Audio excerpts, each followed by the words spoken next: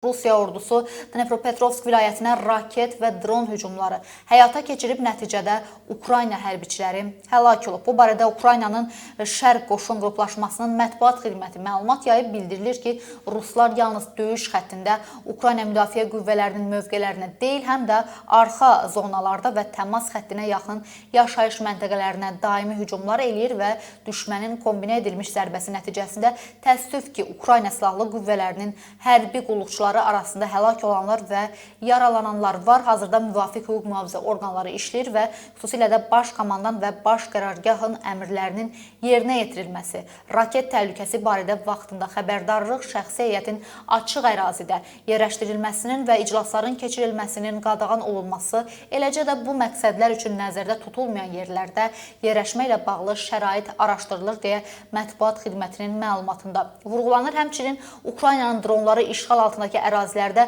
Rusiyanın anbarlarına və bazalarına zərbələr endiriblər və gecə saatlarında Ukrayna Təhlükəsizlik Xidmətinin dronları müvəqqəti işğal olunmuş ərazilərdə yerləşən Rusiya ordusunun anbar və bazalarına ciddi zərbələr endiriblər. Bu barədə qurumun mətbuat xidməti məlumat yayıb. Bildirilir ki, Təhlükəsizlik Xidmətinin Alfa xüsusi təyinatları müvəqqəti işğal altında olan ərazilərdə düşmən mövqelərinə dəqiq hücumlar həyata keçirir və nəticədə texnika və canlı qüvvənin toplandığı logistika və qüvvə bölüşdürülməsi üçün istifadə olunan obyektlər məhv edilib və gecə reydləri 105 kiloqram döyüş başlığına malik FP2 tipli pilotsuz uçuş aparatları ilə icra olunub ki, bu da əməliyyatın yüksək effektivliyini təmin edib və Təhlükəsizlik Xidməti düşməni neytrallaşdırmaq üçün bütün mövcud vasitələrdən istifadə etməyə davam edir və xatırladır ki, biz onu harda olursa olsun məhv edəcəyik deyə qurumun mətbuat xidmətindən bildirilib.